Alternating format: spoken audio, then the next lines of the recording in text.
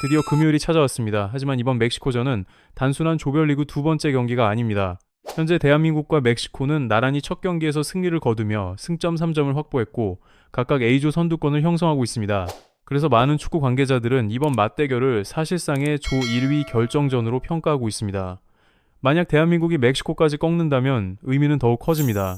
우리 축구 역사에서 월드컵 조별리그 연속 승리를 처음으로 기록하게 되고 단 두 경기 만에 다음 라운드 진출까지 확정할 수 있기 때문입니다.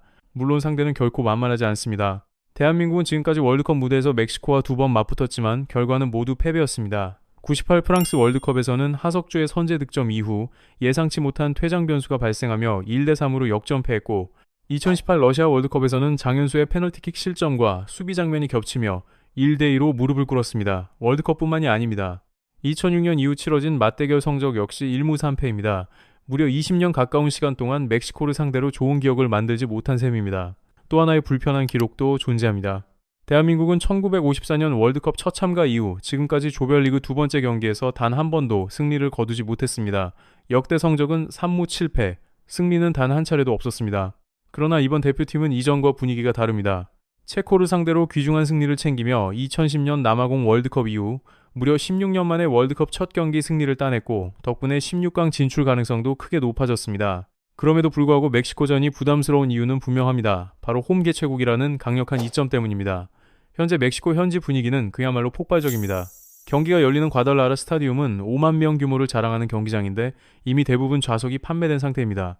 안표 가격 역시 최고 100만 원 수준까지 치솟았습니다.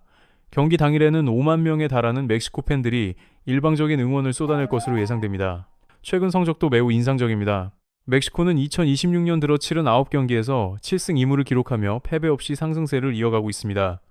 더욱 놀라운 점은 실점이 단 2골뿐이라는 사실입니다. 게다가 우리가 상대해야 하는 9경기 모두 멕시코의 안방이나 다름없는 북중미 지역에서 진행됐습니다.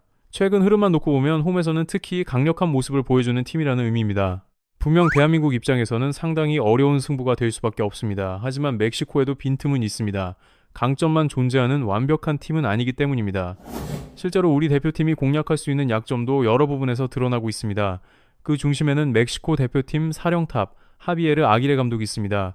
멕시코 축구를 누구보다 깊게 이해하는 지도자로 평가받는 인물입니다. 그는 2002년과 2010년 월드컵에서 모두 멕시코를 16강으로 이끌었고 이번 대회는 세 번째 월드컵 지휘 무대입니다. 여기에 지난해 북중미 골드컵 정상까지 차지하며 지도력을 다시 한번 증명했습니다. 아기레 감독이 높은 평가를 받는 이유는 단순히 경험 때문만이 아닙니다. 가장 큰 장점은 전술적 유연성입니다. 일부 감독들은 자신의 축구 철학을 절대적으로 고수합니다. 그러나 아기레는 다릅니다. 상대가 누구인지, 현재 선수단이 무엇을 가장 잘하는지에 따라 전략을 바꾸는 스타일입니다. 그래서 멕시코는 경기마다 전혀 다른 팀처럼 보이기도 합니다. 전력이 약한 상대를 만나면 적극적으로 점유율을 확보합니다. 북중미 골드컵 당시 평균 점유율은 61%였고 이번 월드컵 남아공과의 첫 경기에서도 60%를 넘겼습니다. 상대 진영 깊숙한 곳부터 강한 압박을 가하며 공격 기회를 만들어냅니다. 반대로 강팀과 맞붙을 경우 전혀 다른 선택을 합니다. 포르투갈전에서는 점유율이 30% 초반까지 떨어졌습니다. 수비 라인을 깊숙하게 내리고 촘촘한 블록을 구축한 뒤 빠른 역습으로 승부를 보는 방식이었습니다. 결국 아기레 감독은 상대에 맞춰 준비된 해답을 꺼내는 감독이라는 뜻입니다. 그래서 더욱 상대하기 까다롭습니다. 더욱 주목해야 할 점은 그가 이강인의 마요르카 시절 지도자였다는 사실입니다. 이강인이 어떤 공간을 선호하는지, 어떤 상황에서 가장 위협적인지 누구보다 잘 알고 있습니다. 실제로 체코전에서도 이강인이 상대 견제에 묶이기 시작하자 공격 전개가 잠시 답답해지는 장면이 나왔습니다. 따라서 이번 경기에서는 주변 선수들의 움직임이 더욱 중요합니다. 체코전 첫 득점 역시 이강인이 내려오며 공간을 비웠고 황인범이 하프 스페이스를 공략하면서 만들어졌습니다. 두 번째 골 또한 여러 선수들의 움직임이 연쇄적으로 공간을 창출한 결과였습니다. 결국 손흥민과 이재성 같은 공격 자원들이 지속적으로 뒷공간을 파고들며 멕시코 수비진과 미드필드 라인 사이 간격을 흔들어야 합니다. 그래야 황인범과 이강인이 중원에서 더 큰 영향력을 발휘할 수 있습니다. 전술적으로도 멕시코는 매우 복잡한 팀입니다. 단순히 공을 오래 소유하는 팀이 아닙니다. 경기 내내 포지션 변화가 활발하게 이루어집니다. 기본 형태는 4-3-3에 가깝지만 공격으로 전환되면 사실상 3-2-5 구조로 변형됩니다. 이러한 변화의 중심에는 오른쪽 풀백 레에스가 있습니다. 그는 출발 위치는 풀백이지만 경기 중에는 3백 오른쪽 스토퍼 역할까지 수행합니다. 멕시코가 자유롭게 포메이션을 바꿀 수 있는 핵심 자원인 셈입니다. 반대로 왼쪽 풀백가야는 공격적으로 전진합니다. 단순히 측면 돌파만 하는 선수가 아닙니다. 전진 이후 정확한 킥 능력과 하프 스페이스를 향한 침투 패스가 매우 뛰어납니다. 그 결과 왼쪽 공격수와 중앙 미드필더들이 안쪽 공간으로 끊임없이 침투할 수 있게 됩니다. 멕시코 공격의 가장 큰 특징은 중앙 밀집입니다. 공격 시 5명 이상의 선수를 중앙에 집중시키며 상대 수비를 안으로 끌어당깁니다. 이후 비어있는 측면을 활용해 크로스와 컷백으로 마무리하는 장면이 자주 나옵니다. 선수들은 끊임없이 움직이고 위치를 교환합니다. 상대 수비는 누구를 따라가야 할지 혼란을 겪게 되고 그 틈을 이용해 공간 침투가 이루어집니다. 흥미로운 점은 이러한 공격 구조가 체코전에서 대한민국이 보여준 모습과 상당히 비슷하다는 것입니다. 우리 역시 공격 시 3-2-5 형태를 활용했기 때문입니다. 따라서 이번 경기에서는 양 팀이 1대1 형태로 직접 맞물리는 장면이 자주 나올 가능성이 높습니다. 그리고 멕시코 공격에서 가장 경계해야 할 선수는 단연 라울 히메네스입니다.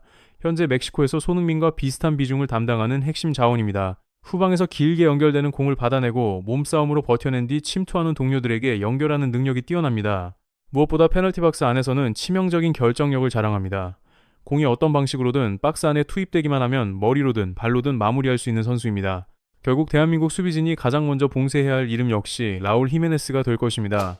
라울 히메네스는 이미 남아공과의 첫 경기에서 머리로 득점을 만들어내며 존재감을 과시했습니다.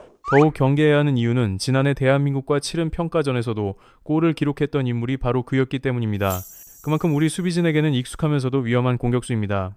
하지만 히메네스만 막는다고 끝나는 상대는 아닙니다. 대한민국이 반드시 주시해야 할 또 다른 핵심 자원이 있습니다. 현재 멕시코 공격의 중심축 역할을 맡고 있는 왼쪽 측면 공격수 퀴뇨네스입니다. 최근 기세는 정말 놀라울 정도입니다. 리그 득점 가운데 페널티킥으로 기록한 골은 단 2골 뿐이었지만 이번 사우디 리그에서 무려 33골을 터뜨렸습니다. 크리스티아노 호날두와 아이반 토니를 넘어 득점 순위 최상단에 이름을 올렸다는 사실만으로도 그의 파괴력을 설명하기 충분합니다. 원래 콜롬비아 출신인 만큼 남미 선수 특유의 움직임을 갖추고 있습니다. 폭발적인 속도와 유연한 방향 전환 능력을 갖췄고 결정력까지 겸비했습니다. 무엇보다 남아공전에서는 최근 상승세가 그대로 드러났습니다. 선제골의 주인공이었고 공을 잡는 순간 슈팅을 시도할 만큼 자신감도 최고조에 올라 있었습니다. 전술적인 측면에서도 상당히 까다로운 선수입니다. 중앙으로 파고들며 히메네스와 연계 플레이를 만들고 본인이 안쪽 공간으로 이동하면서 상대 풀백을 끌어냅니다. 이후 박스 안으로 침투해 마무리에 집중하는 패턴을 반복합니다. 결국 대한민국 입장에서는 퀴뇨네스와 히메네스 이 두 명을 효과적으로 제어하는 것이 가장 중요한 과제가 될 수밖에 없습니다. 특히 최근 멕시코가 자주 활용하는 공격 루트는 퀴뇨네스와 공격형 미드필더 구티에레스의 연계입니다. 남아공전 패스 흐름을 살펴보면 공격 대부분이 왼쪽에서 시작됐다는 점을 확인할 수 있습니다. 퀴뇨네스가 드리블로 수비를 끌고 다니는 순간 구티에레스가 중앙 공간으로 침투합니다. 그리고 그 타이밍에 패스가 연결되면서 마무리까지 이어지는 장면이 반복적으로 등장했습니다. 그렇기 때문에 이번 경기에서는 대한민국 오른쪽 측면 수비가 승부를 좌우할 가능성이 큽니다. 현재 3백 시스템을 사용하는 우리 대표팀은 윙백과 스토퍼 그리고 중원 자원들의 역할 분담이 매우 중요합니다. 만약 퀴뇨네스가 안쪽으로 이동할 때 오른쪽 윙백 서령우가 끝까지 따라붙는다면 측면 공간이 비게 됩니다. 그 순간 백승호나 황인범 같은 미드필더들이 외곽 지역을 커버해야 합니다. 반대로 오른쪽 스토퍼 이한범이 퀴뇨네스를 막고 서령우가 상대 풀백의 전진을 차단하는 방식도 가능합니다. 어느 쪽이든 조직적인 협력이 이루어지지 않으면 왼쪽 측면이 무너질 위험이 있습니다. 그리고 그렇게 공간이 열리는 순간 멕시코는 손쉽게 박스 안까지 공을 전달할 수 있습니다. 더 위험한 이유는 왼쪽 풀백 가야르도 역시 공격 가담 빈도가 매우 높기 때문입니다. 사실상 윙어처럼 움직이며 끊임없이 전진합니다. 여기에 왼쪽 중앙 자원 피달고의 킥 능력까지 상당히 정교합니다. 결국 멕시코의 왼쪽 공격 라인을 얼마나 효과적으로 봉쇄하느냐에 따라 대한민국의 승리 가능성도 크게 달라질 것입니다. 멕시코가 가진 또 다른 무기는 강력한 전방 압박입니다. 아기레 감독의 활동적인 전술과 선수들의 풍부한 운동량이 완벽하게 결합된 결과라고 볼 수 있습니다. 실제로 멕시코 선수들의 평균 활동 거리는 경기당 약 12.5km입니다. 활동량이 뛰어난 선수로 평가받는 베르나르두 실바가 이번 시즌 맨체스터 시티에서 평균 12.2km를 기록했습니다. 즉 멕시코는 팀 전체가 베르나르두 실바 수준 혹은 그 이상의 활동량을 보여주고 있다는 의미입니다. 최근 세르비아 평가전과 남아공전에서도 이러한 특징은 분명하게 드러났습니다. 전방에서 강한 압박을 가한 뒤 공을 탈취하고 곧바로 슈팅까지 연결하는 장면이 여러 차례 나왔습니다. 이처럼 조직적인 압박이 가능한 배경도 있습니다. 현재 멕시코 대표팀에서 자국 리그 소속 선수 비율은 46%에 달합니다. 거의 절반이 같은 리그에서 뛰고 있는 셈입니다. 여기에 아기레 감독은 멕시코 리그가 한창 진행 중이던 5월부터 대표팀 선수들을 미리 소집했습니다. 월드컵 개막 전까지 한 달이 넘는 기간 동안 조직력을 다질 수 있었던 것입니다. 대한민국이 2002년 월드컵에서 4강 신화를 쓸 수 있었던 배경에도 긴 합숙 훈련이 있었던 것처럼 멕시코 역시 조직적인 움직임을 완성할 시간을 충분히 확보했습니다. 그래서 현재 멕시코는 누가 선발로 출전하든 경기력 차이가 크지 않습니다. 선수 대부분이 평균 이상의 활약을 보여주고 있으며 압박을 시작하는 시점과 커버 위치까지 매우 체계적으로 움직입니다. 실제로 최근 평가전 3경기와 남아 공전까지 포함한 4경기 선발 명단을 보면 필드 플레이어 10명 가운데 4경기 모두 선발 출전한 선수는 단 2명뿐이었습니다. 그런데도 단 한 번도 패하지 않았습니다. 그만큼 선수층이 안정적이란 뜻입니다. 게다가 이번 경기에서는 홈 이점도 극대화될 전망입니다. 과달라하라 스타디움에는 약 5만 명의 멕시코 팬들이 들어설 예정이며 응원 분위기 역시 완전히 멕시코 쪽으로 기울 가능성이 높습니다. 고산지대 변수 역시 무시할 수 없습니다. 이번 경기가 열리는 과달라하라는 해발 약 1600m에 위치해 있습니다. 일각에서는 대한민국도 이미 첫 경기를 치렀으니 적응 측면에서 불리하지 않다고 말할 수 있습니다. 하지만 멕시코가 개막전을 치른 멕시코시티는 해발 2200m였습니다. 게다가 베이스 캠프 역시 그곳에 마련되어 있었습니다. 결국 멕시코 선수들은 오히려 800m 낮은 곳에서 경기를 치르는 셈입니다. 더 편안한 환경에서 뛰게 되는 것입니다. 오랜 기간 이런 조건에 익숙했던 선수들이라는 점도 무시할 수 없습니다. 우리가 며칠 동안 적응 훈련을 진행했다고 해도 동일한 조건이라고 보기는 어렵습니다. 실제로 체코 역시 경기 하루 전에 멕시코에 도착하면서 고지대 적응 시간이 부족했고 후반으로 갈수록 체력 저하가 나타났습니다. 그 결과 대한민국이 더 많은 기회를 만들어낼 수 있었습니다. 하지만 우리 역시 완벽하게 적응한 상태는 아닙니다. 체코전에서는 무려 4명의 선수가 경기 중 근육 경련을 호소했다고 알려졌습니다. 아직 적응 과정이 진행 중이라는 의미입니다. 게다가 멕시코는 활동량이 풍부합니다. 홈 관중의 응원도 등에 업고 있습니다. 여기에 고산 환경까지 더해집니다. 따라서 체코전보다 훨씬 힘든 승부가 예상되는 이유입니다. 수비 또한 만만치 않습니다. 아기레 감독은 공격을 선호하면서도 균형 유지에 매우 큰 비중을 두는 지도자입니다. 실제로 올해 치른 9경기에서 허용한 실점은 단 2골 뿐이었습니다. 지난 골드컵에서도 6경기 동안 단 3실점에 그쳤습니다. 더 놀라운 기록도 있습니다. 카타르 월드컵 이후 현재까지 치른 23경기 동안 멕시코가 허용한 기대 실점은 18.1에 불과합니다. 경기당 1점에도 미치지 못하는 수치입니다. 그만큼 수비 조직력이 탄탄하며 쉽게 무너지는 팀이 아니라는 의미입니다. 하지만 그렇다고 공략 방법이 없는 것은 아닙니다. 오히려 멕시코의 가장 뚜렷한 약점은 그들의 최대 강점인 전방 압박에서 시작됩니다. 멕시코는 압박을 위해 수비 라인을 상당히 끌어올립니다. 압박이 성공하면 위력적이지만 한 번만 벗겨져도 뒤에는 넓은 공간이 남게 됩니다. 최근 기록된 11번의 실점 가운데 4골이 바로 전환 상황에서 나왔습니다. 세르비아 평가전에서도 같은 문제가 드러났습니다. 압박을 위해 전원이 전진한 순간 측면에서 1대1 돌파가 발생했고 이어진 침투 패스가 센터백 사이를 통과하면서 실점으로 이어졌습니다. 또한 호주전과 남아공전에서도 확인된 부분이 있습니다. 멕시코는 순간적인 폭발력을 갖춘 공격수들에게 고전하는 모습을 보였습니다. 중원의 리라와 피달고는 압박 능력은 뛰어나지만 순간 가속력이 압도적인 유형은 아닙니다. 따라서 압박을 벗겨낸 뒤 빠르게 전진한다면 수비와 미드필더 사이에 공간이 생길 가능성이 충분합니다. 그리고 멕시코가 맨투맨 성향의 압박을 즐겨 사용한다는 사실도 우리에게는 기회가 될 수 있습니다. 상대 선수를 끌어낸 뒤 2대1 패스나 3자 연계를 활용하면 후방 공간을 공략할 여지가 커집니다. 결국 이번 경기의 핵심은 단 하나입니다. 멕시코의 강한 압박을 어떻게 벗겨내느냐입니다. 체코전에서도 비슷한 장면이 있었습니다. 손흥민을 향해 길게 연결한 뒤 곧바로 뒷공간으로 침투하면서 효과를 봤던 장면 말입니다. 공간이 보이는 순간 길게 연결되는 롱패스 한 번이면 상황은 완전히 달라질 수 있습니다. 상대 수비진은 계속해서 전력 질주를 반복해야 하고 체력 소모도 커질 수밖에 없습니다. 더욱 주목해야 할 점은 멕시코의 최종 수비선이 체코보다도 더 높은 위치에 형성된다는 사실입니다. 그만큼 대한민국 공격진 앞에는 더 넓은 공간이 열릴 가능성이 있습니다. 그래서 이번 맞대결에서는 손흥민, 황희찬, 오영규 같은 빠른 공격 자원들의 움직임이 무엇보다 중요합니다. 특히 오영규는 이번 경기에서 상당히 큰 역할을 해낼 수 있는 선수입니다. 공간 침투 능력은 물론이고 몸싸움에서도 쉽게 밀리지 않기 때문입니다. 상대 센터백들을 끊임없이 압박하며 부담을 줄 수 있는 유형입니다. 실제로 지난해 멕시코와의 평가전에서도 비슷한 장면이 나왔습니다. 우리 진영에서 공을 탈취한 뒤 이강인이 전방으로 패스를 연결했고 오영규가 빈 공간을 파고들며 골까지 완성했습니다. 대한민국이 익숙하게 활용해왔던 패턴이 이번 경기에서도 다시 위력을 발휘할 수 있다는 의미입니다. 결국 이번 승부에서는 정면 대결로 맞서기보다 수비 라인을 다소 낮춘 뒤 빠른 역습을 활용하는 편이 훨씬 효과적일 수 있습니다. 이유는 분명합니다. 멕시코는 압박과 전환 상황에서는 강력한 모습을 보이지만 정작 자신들이 경기를 주도해야 할 때는 공격 전개가 예상보다 답답해지는 경우가 있기 때문입니다. 중원의 구티에레스, 피달고, 리라 세 선수 모두 안정적인 역할은 수행하지만 창의적인 패스나 경기 흐름을 완전히 바꾸는 장면은 자주 나오지 않습니다. 최근 경기들을 살펴봐도 공격 전개 방식은 비교적 단순합니다. 측면으로 공을 전개한 뒤 크로스를 올려 히메네스를 찾거나 왼쪽에서 퀴뇨네스가 중앙으로 파고들어 직접 슈팅하거나 패스를 선택하는 장면이 반복됩니다. 공격의 핵심이 사실상 이 두 선수에게 집중되어 있는 셈입니다. 게다가 결정력 역시 완벽하다고 보기는 어렵습니다. 남아공전과 가나전에서는 각각 슈팅 16개를 기록했지만 득점은 2골에 그쳤습니다. 호주전에서도 13차례 슈팅을 시도했지만 결과는 1골뿐이었습니다. 경기 종료 후 현지 언론들의 평가도 비슷했습니다. 폭스 스포츠는 멕시코가 수적 우위를 확보한 상황에서도 선수들이 지나치게 서둘러 마무리를 시도했다고 분석했습니다. 압박을 통해 공을 빼앗는 능력은 뛰어나지만 마지막 결정 과정에서는 아쉬움이 남는다는 지적이었습니다.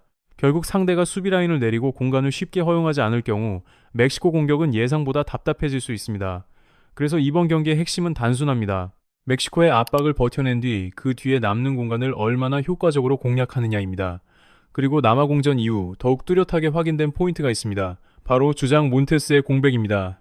몬테스는 단순한 주전 센터백이 아니었습니다. 지난 골드컵 베스트 11에 선정됐고 주장으로서 수비진 전체를 조율하던 핵심 리더였습니다.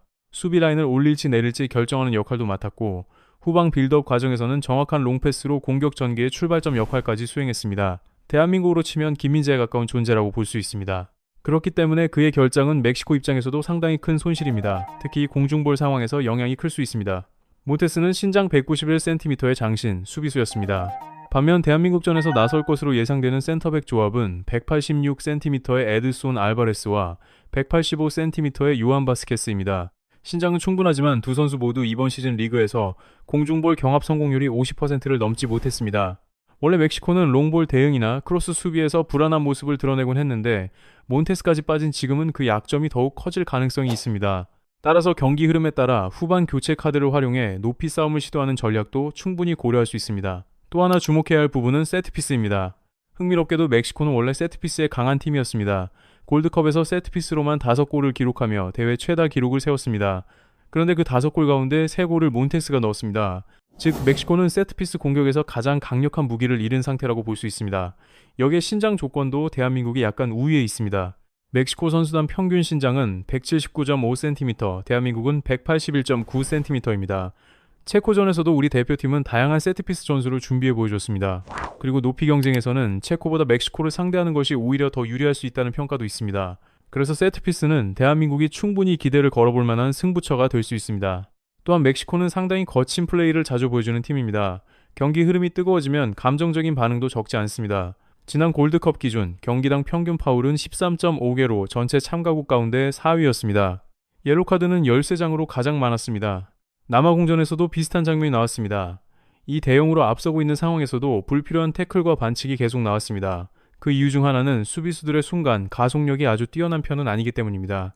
상대 공격수가 뒷공간으로 침투할 경우 위험을 감수하기보다 파울로 끊어내는 선택을 하는 경우가 많습니다. 대한민국 입장에서는 이를 역으로 활용할 수 있습니다. 빠른 공격 전개를 통해 상대 반칙을 유도하고 좋은 위치에서 프리킥 기회를 얻어낼 수 있기 때문입니다. 결국 멕시코 수비를 흔들기 위한 핵심은 3가지로 정리됩니다. 첫 번째는 빠른 침투를 통해 수비 뒷공간을 지속적으로 공략하는 것입니다. 두 번째는 몬테스의 이탈로 약해진 공중볼 경쟁을 적극 활용하는 것입니다. 세 번째는 상대의 거친 수비를 이용해 경고를 유도하고 세트피스 기회를 만들어내는 것입니다. 이 세 요소가 제대로 작동한다면 대한민국은 멕시코 수비진을 충분히 흔들 수 있습니다. 물론 남아공전만 놓고 보면 멕시코의 공격력이 예상만큼 압도적이진 않았습니다. 슈팅 수는 많았지만 결정적인 순간 마무리 효율은 기대 이하였습니다. 하지만 그렇다고 해서 멕시코를 쉽게 볼 수는 없습니다. 오히려 해외 전문가들은 첫 경기에서 보여준 모습이 진짜 멕시코의 전력이 아니라고 평가합니다. 남아공을 상대로 이른 시간에 선제골을 넣었고 경기 내용에서도 전력 차이가 분명했기 때문입니다. 굳이 체력을 과도하게 소모하며 100% 힘을 쏟을 필요가 없었던 경기였다는 분석이 많습니다. 특히 이번 월드컵은 골득실보다 상대 전적이 중요하게 작용합니다. 따라서 한 경기에서 무리하게 다득점을 노릴 이유가 크지 않았습니다. 그래서 멕시코는 화려한 경기력보다는 효율적인 승리에 집중했다는 평가를 받고 있습니다. 실제로 현지 언론과 여러 베팅 업체들도 대한민국과 멕시코의 맞대결에서 여전히 멕시코의 근소 우세를 전망하고 있습니다. 그만큼 체코전보다 훨씬 어려운 경기가 될 가능성이 높습니다. 그러나 대한민국 역시 충분한 근거를 가지고 있습니다. 홍명보 감독은 체코전에서 적절한 경기 계획을 준비했고 선수들은 이를 완벽하게 수행하며 승리를 만들어냈습니다. 여기에 첫 경기 승리로 얻은 자신감까지 더해졌습니다. 이번 경기에서도 지나친 낙관은 경계해야 합니다. 하지만 개최국이라는 이유만으로 위축될 필요도 없습니다. 체코를 상대로 보여줬던 침착함과 자신감을 그대로 유지한다면 멕시코를 상대로도 충분히 승점을 가져올 수 있습니다. 과연 대한민국은 멕시코를 넘어 조별리그 2연승을 달성하고 다음 라운드 진출을 조기에 확정할 수 있을까요? 여러분은 이번 경기 결과를 어떻게 예상하시나요? 예상 스코어와 승부 전망을 함께 남겨주시기 바랍니다. 또한 대한민국 대표팀을 향한 응원의 메시지도 댓글로 공유해 주시면 좋겠습니다. 다음 이야기에서도 더욱 흥미롭고 깊이 있는 분석으로 찾아뵙겠습니다.